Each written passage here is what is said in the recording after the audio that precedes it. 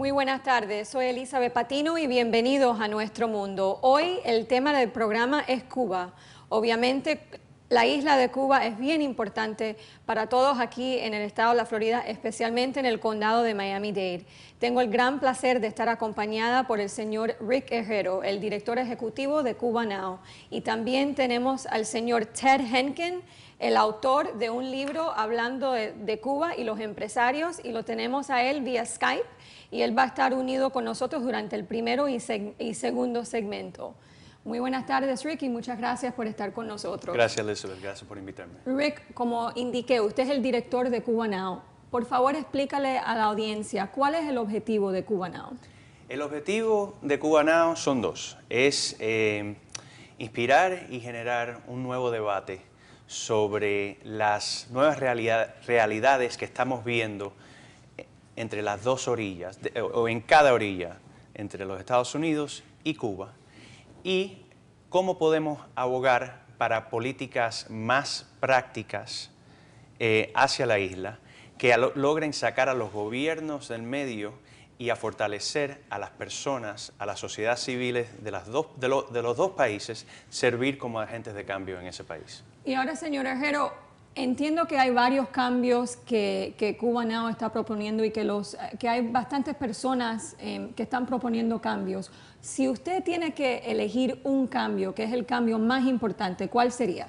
Bueno, nosotros pensamos que el cambio más importante que se puede hacer en la política americana hacia Cuba es quitar todo obstáculo posible para ampliar el flujo de recursos y contactos desde la sociedad americana a la sociedad civil cubana. Buscar la manera de apoyar esa sociedad civil lo más posible para fortalecerla, para que ellos mismos puedan estar en mejor posición de demandar más cambios de su propio gobierno. ¿Y cómo se llega a ese punto? Bueno, eso se llega de varias formas.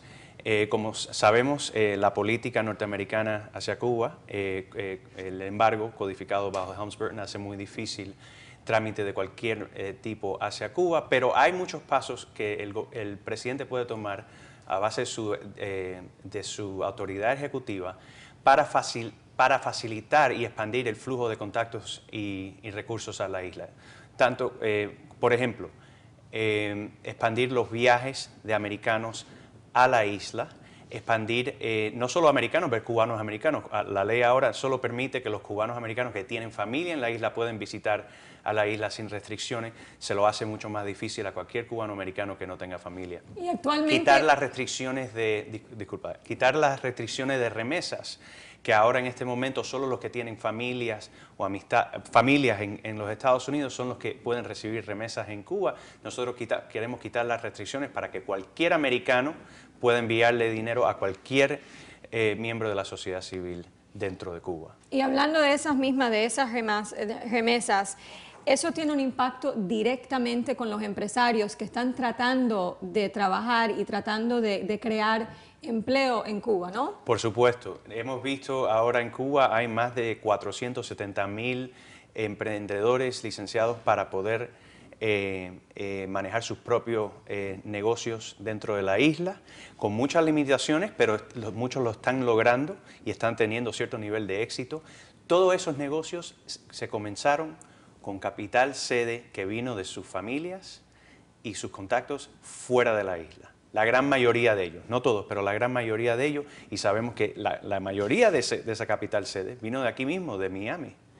Entonces lo que queremos es ampliar ese flujo de capital y de recursos para que esos mismos emprendedores puedan tener más éxito y puedan aumentar su independencia del Estado. Y ahora quisiera hablar un momento con el señor Henkin. ¿Usted me oye, señor Henkin? Sí, te oigo perfectamente. Hola, ¿cómo estás? Gracias por estar con nosotros. Señor Henkin, usted acaba de oír lo que el señor Herrero acaba de decir, y quisiera preguntarle, usted tuvo la oportunidad en sus investigaciones para su libro, que por cierto el libro se llama Entrepreneurial Cuba, y lo está enseñando ahora en la pantalla. Usted tuvo la oportunidad de ir a la isla de Cuba y hablar con los residentes, hablar con los cubanos. ¿Qué usted encontró cuando usted entrevistó a los cubanos referente al deseo que ellos tienen para salir adelante, para trabajar, para crear sus propios negocios? Sí, muy bien. Es un placer estar con ustedes, especialmente con mi amigo Rick Herrero y el trabajo que está haciendo con Cuba Now, que apoyo plenamente. Yo creo que los empresarios cubanos, los emprendedores cubanos, sí están muy ambiciosos buscando un camino hacia adelante y están recibiendo o buscando recibir apoyo desde fuera y bueno, o políticas más inteligentes y prácticas desde adentro. Déjame compartir dos dichos que oí muchas veces en las entrevistas que hice en Cuba. Una es: el ojo del amo engorda el caballo. Cualquier cubano pueda reconocer ese dicho, pero la raíz del dicho es una raíz económica, que es él, que es el dueño del negocio, que está más cercano al negocio, sabe más y mejor qué hacer para hacer el negocio lograr sus metas. Pero cuando el gobierno controla los negocios, hay mucho desgaste, hay mucho, no hay eficiencia, no hay productividad. Hay otro dicho que me gusta aún más, que es: el que tenga tienda, que la atienda, y si no, que la venda.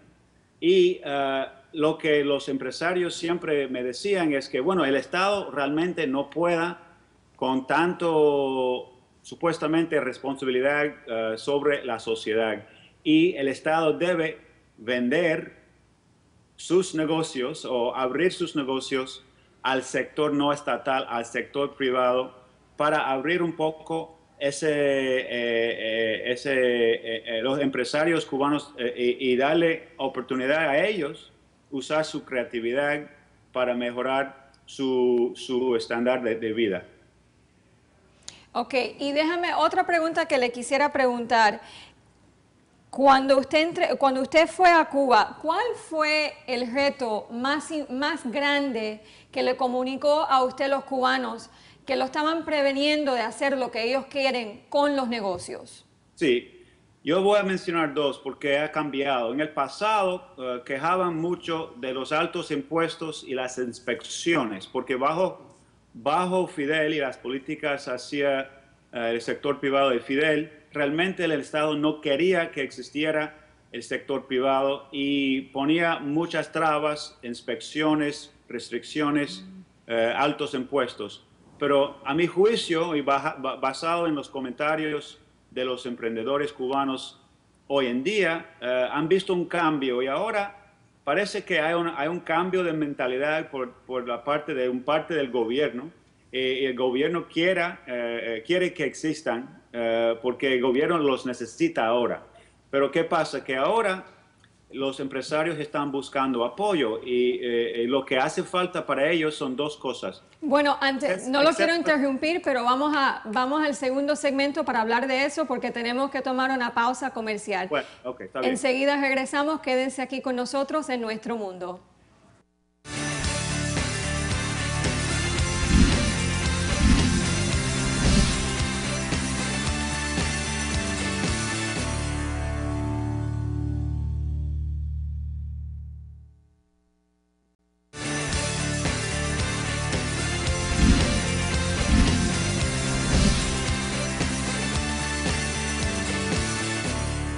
Seguimos hablando de Cuba con el señor Henken y el señor Herrero. Señor Henken, perdón que lo interrumpí, pero por favor siga con su punto referente a los empresarios y las dificultades que están confrontando.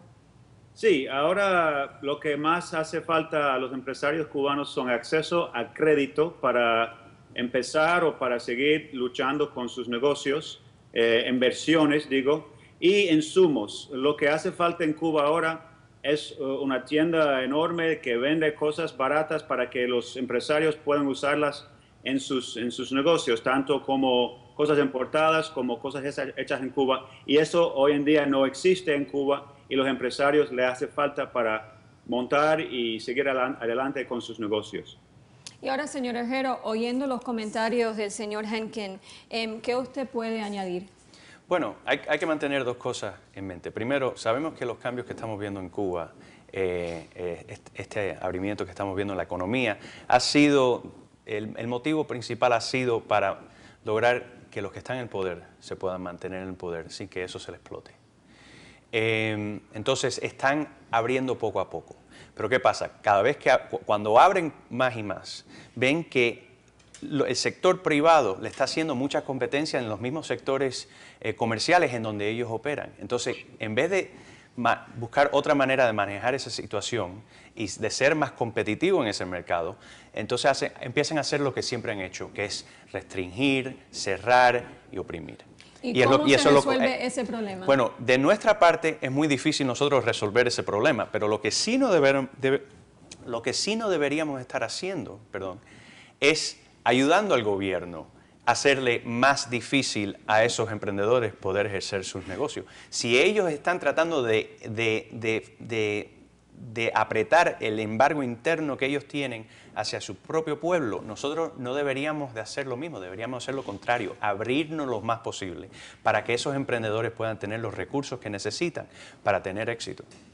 ¿Y qué influencia tienen los avances de telecomunicación en Cuba en estos cambios? Bueno, una de las cosas por cuales hemos abogado es que se haga más para aumentar el acceso a herramientas de telecomunicaciones dentro de la isla. Ya hemos visto que hay ciertos pasos que se están tomando, particularmente compañías como Google, que ahora han permitido el acceso a sus servicios como Google Chrome, como Google Play, dentro de la isla. Pero todavía un cubano no puede comprar un app para su teléfono celular en la tienda de iTunes. ¿Por qué? ¿Por qué le negamos a Yoani Sánchez o a cualquier otro disidente o a cualquier miembro de la sociedad civil cubana poder comprar un app en la tienda de iTunes o también poder vender un app si ellos mismos desarrollan un app?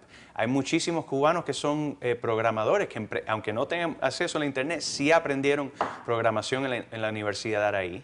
Hay mucho talento en esa isla. ¿Por qué le vamos a negar el derecho de poder vender sus creaciones en mercados americanos? Eso es otro cambio que nosotros pensamos que debería haber, que el emprendedor privado dentro de la isla puede vender sus productos afuera. Y si el gobierno cubano le quiere negar ese derecho, que sean ellos que se lo nieguen, que sean ellos que se lo tienen que explicar a ese cubano, que no nos echen la culpa a nosotros.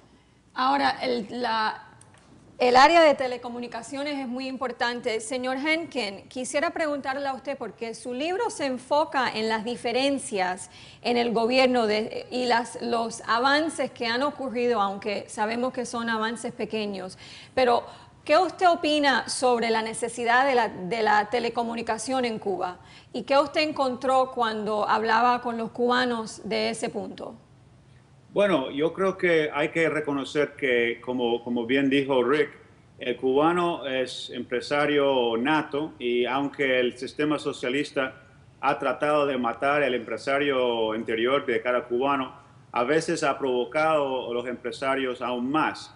Y se puede ver eso dentro de la isla de Cuba hoy en día en las estrategias que han hecho especialmente los jóvenes cubanos en tener acceso a telecomunicaciones del mundo moderno, especialmente a través de lo que Yoani muchas veces ella dice que en Cuba hay internet sin internet. Entonces los cubanos, y eso realmente no es un resultado de ningún cambio o reforma de Raúl, sino que algo que ha surgido desde la sociedad, desde el pueblo, es que hay por ejemplo, una cosa que se llama el paquete en Cuba, que es cada semana sale un paquete de información digital que se vende en el mercado informal, en el mercado negro, pero es algo formalizado y mucha gente está participando en eso.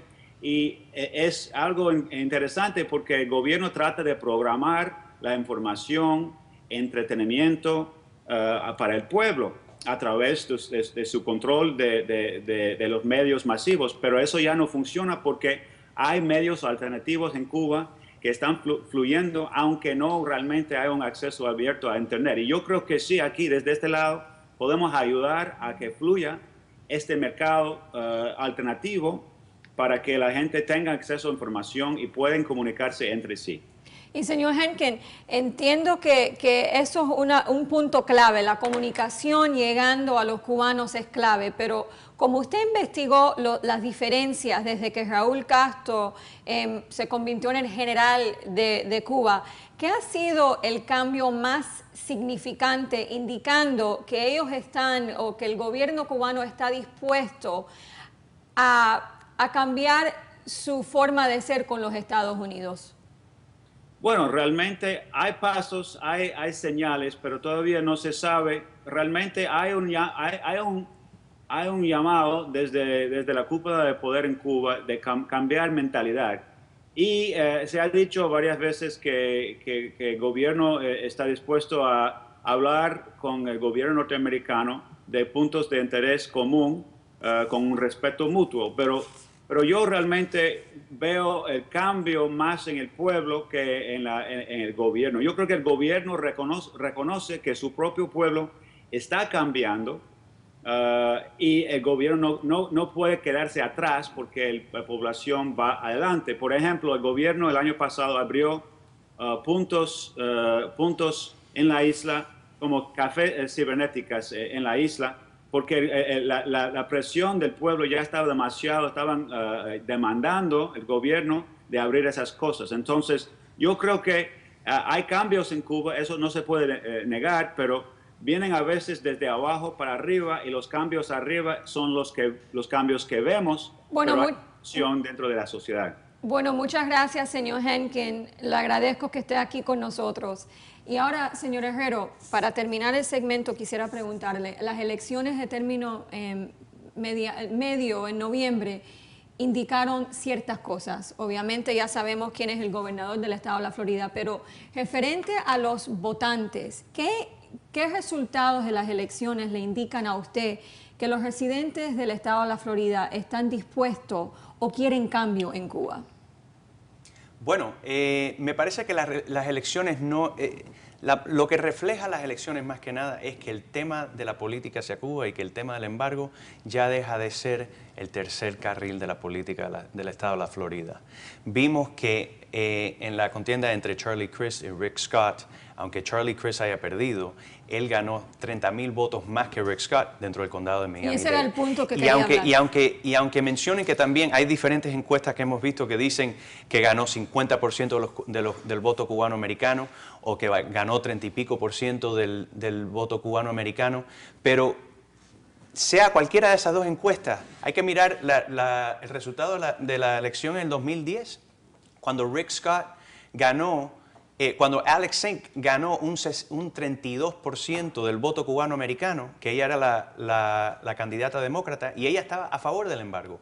Los porcentajes no han cambiado en total, entonces significa que el embargo no es... Tenemos que ir a una pausa comercial, pero usted sigue con nosotros en el tercer segmento y también nos reunimos con el señor Eric Padrón, un abogado y también analista político. Enseguida regresamos, quédense aquí en Nuestro Mundo.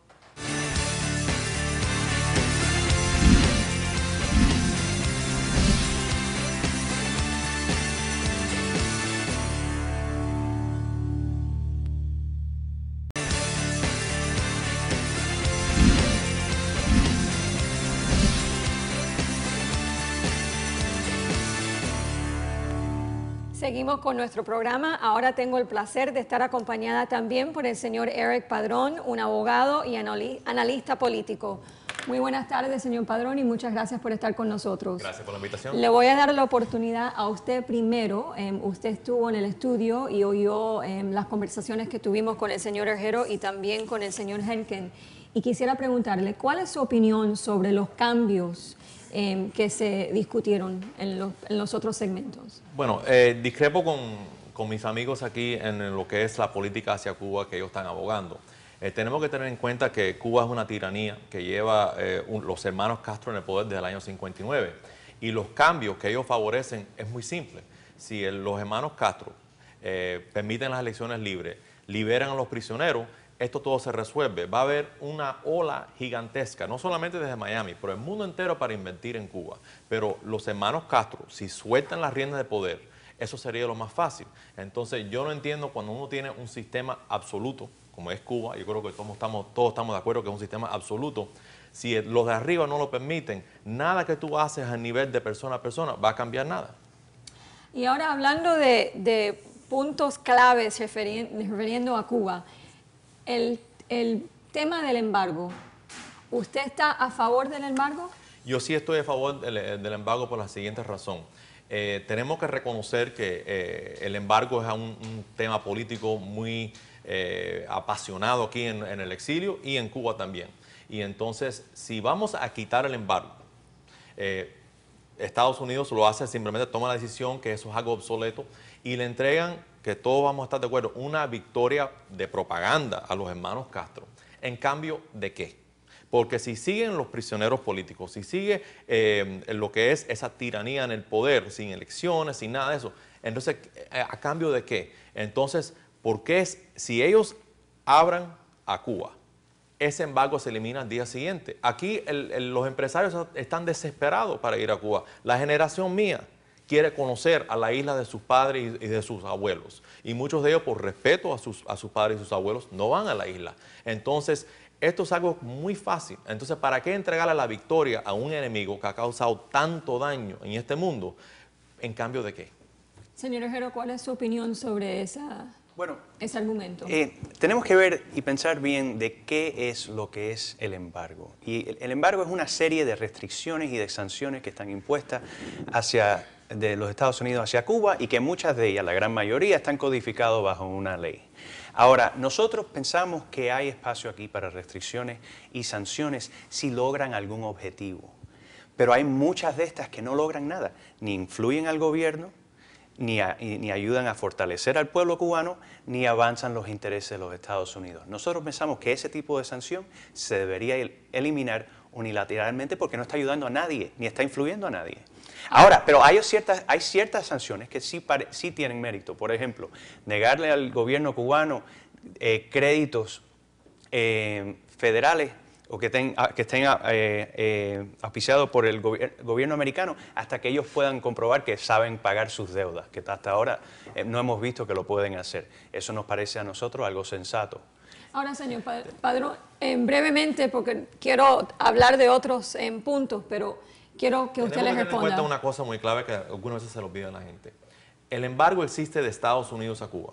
El resto del mundo puede invertir en Cuba. Entonces, por ejemplo, empresarios grandes como Carlos Slim de México pueden invertir en Cuba. Todos los grandes empresarios lo pueden hacer y no lo hacen. Entonces, esto es un embargo solamente de Estados Unidos a Cuba. Si el resto del mundo están en desacuerdo con Estados Unidos, ¿por qué no invierten ellos? Y no se ven. Lo que se ve son inversiones en hoteles, por ejemplo, que ¿quiénes son los que van a los hoteles? Los turistas del extranjero. Entonces, tenemos que tener eso en cuenta. Bueno, ¿y cuál es su posición referente a los cambios que están proponiendo referente a las remesas y cómo eso puede ayudar a los empresarios? Porque yo no creo que usted puede negar que hay personas en Cuba, muchas personas en Cuba, que tienen el apoyo de personas aquí para ser empresarios, que ellos lo quieren hacer, el deseo está ahí.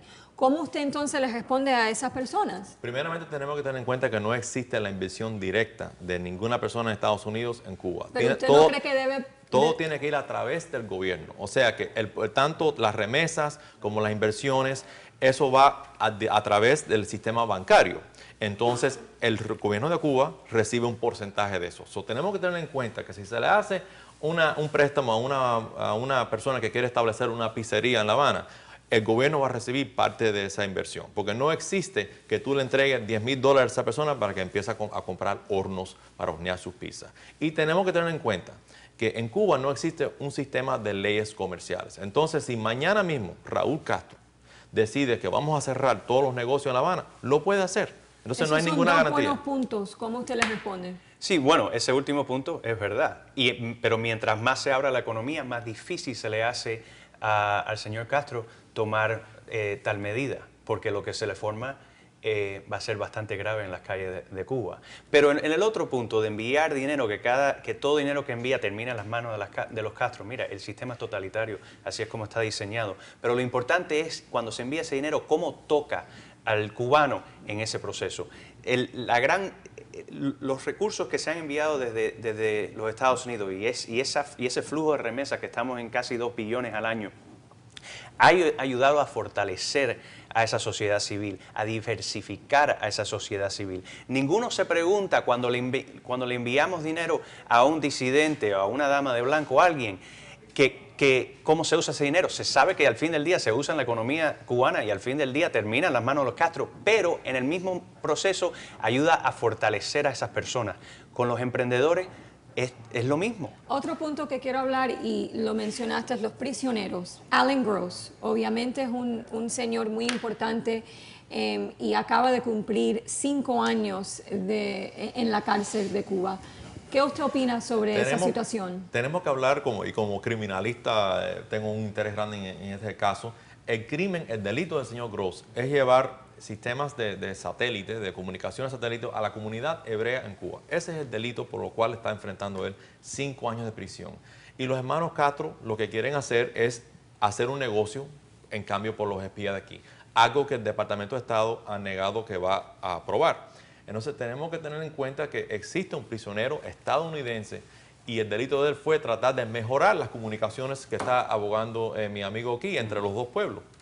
Bueno, él también estaba trabajando como contratista de una agencia del gobierno federal, pero estoy de acuerdo de que él esté en una cárcel cubana es inaceptable. Ahora, pensamos que debe haber negociaciones y que los dos gobiernos deben de poner los intereses de la familia de Gross y del pueblo cubano al frente de cualquier interés estrecho que tengan o sus propios orgullos para llegar a una solución y lograr que se libere al señor Gross. Una de las cosas que me encuentro más alarmante es que el gobierno cubano sigue diciendo que quiere mejores relaciones con los Estados Unidos, pero al mismo tiempo sigue insistiendo nada más que un canje de 3 por 1 como la única solución para soltar al señor Gross, como si no tuviéramos 50 años de restricciones, sanciones, conflictos que se pudieran poner a la mesa. Yo creo que si alguien de verdad quiere que le levanten el embargo o quiere mejores relaciones, pensar de una manera más amplia, y no lo estamos viendo.